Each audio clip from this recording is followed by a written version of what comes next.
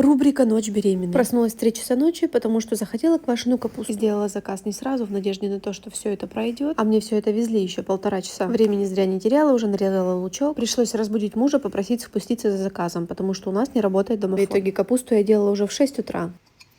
Боже, вы просто не представляете, это на самом деле очень сложно. То, что я не могу спать из-за того, что я хочу что-то определенно есть. Это прям проблема. И сейчас я ждала заказ 1,5 часа. Это тоже проблема. Но, боже, этот запах. Мне уже хорошо. Эта беременность максимально полна странностями. Все перемешаем.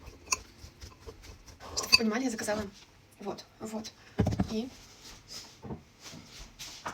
вот. 3 банки квашеной капусты. Чтобы оно у меня всегда было на про запас.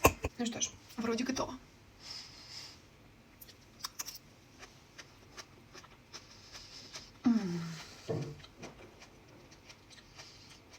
Это очень вкусно. Все, всем пока.